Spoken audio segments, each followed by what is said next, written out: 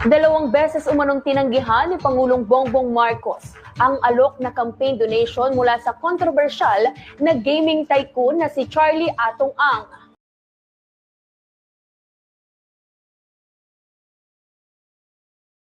How much is $240 million. Oh my goodness. Is it million? Billion? billion? Billion? 240 billion?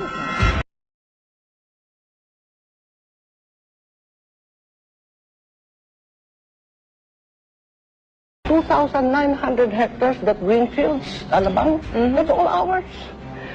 Mrs. Marcos, if we go by all of these, you are rich beyond compare. No, this will save the world. The world.